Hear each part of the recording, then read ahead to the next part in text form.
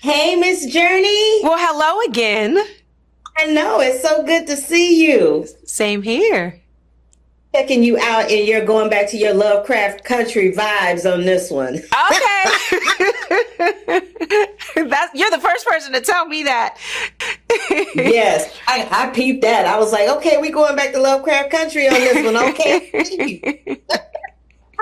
So listen, I saw a quote from Dennis where he said what really hooked him on this idea of smoke was doing what you love until it kills you. Yeah. And he said everyone's walking on that razor edge. So Yeah. how would you make that applicable to Michelle in the confines of this series? That theme, honestly, of being drawn to the very thing that can kill us or destroy us was what drew me to this project.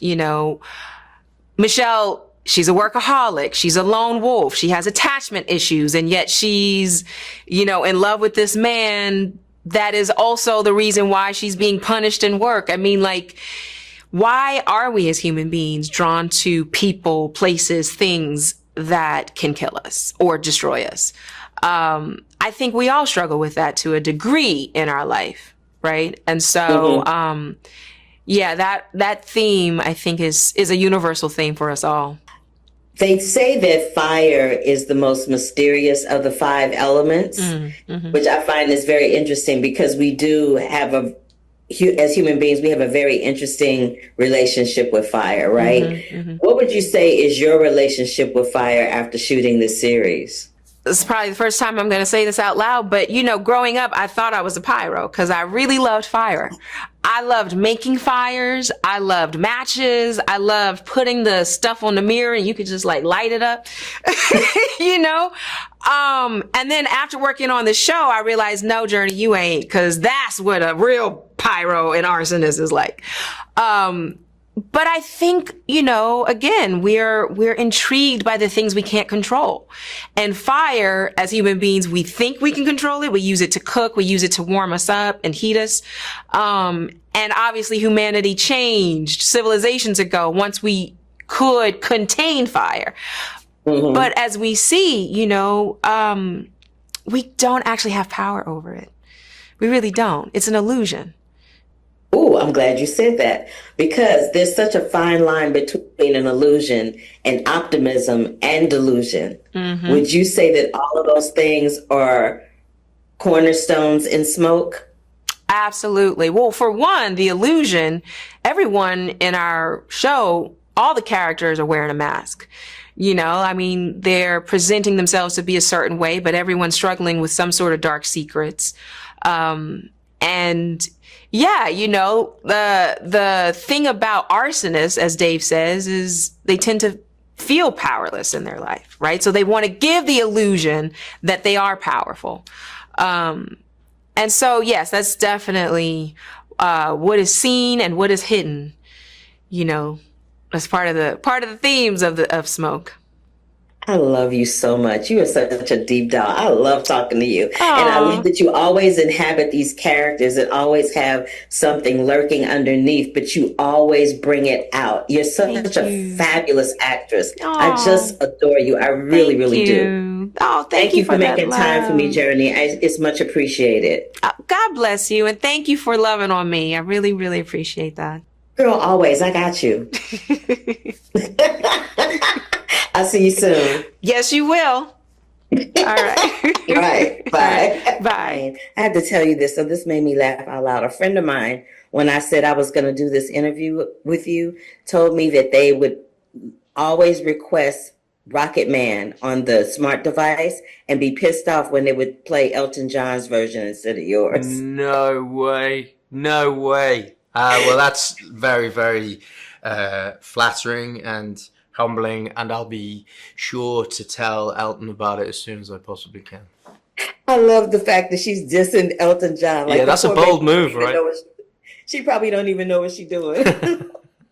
But having said that, I noticed with your projects, I'm a big proponent of your work. And I noticed with your projects, you always take on characters that have like a little secret lurking underneath. And sometimes it's dark and sometimes it's not. But whatever that secret is, it kind of creates the mystery and the intrigue for their circumstances. Oh, I'm great. curious to know, what is it that draws you to these types of roles, and particularly producing this project?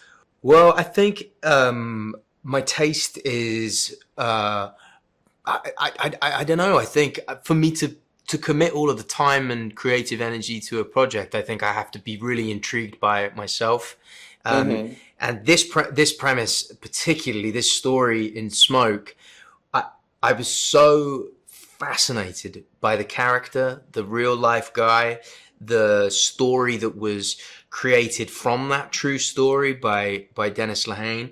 And I just felt it was an impossible opportunity to pass up.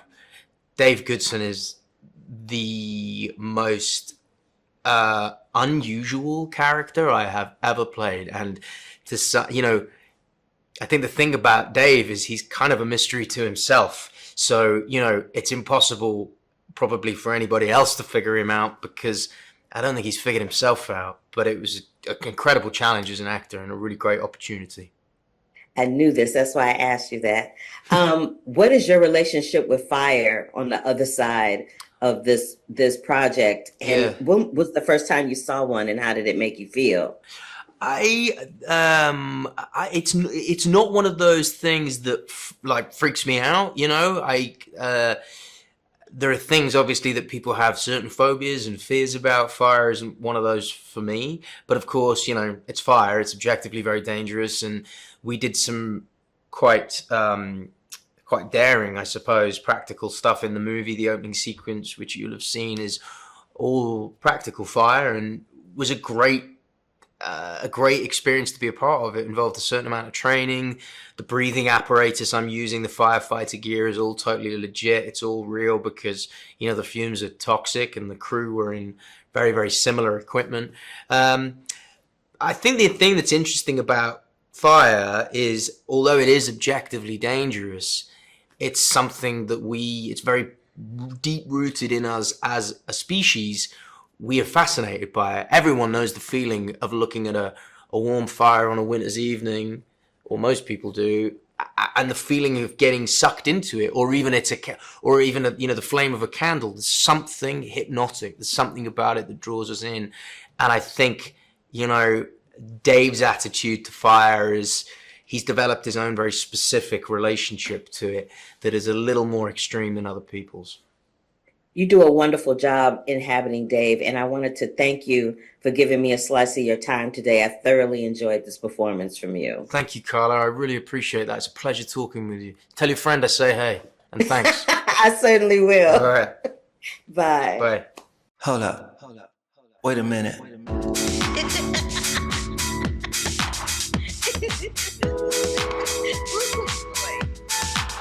I wish you love, peace, and hair grease. Love, peace, and hair grease, y'all.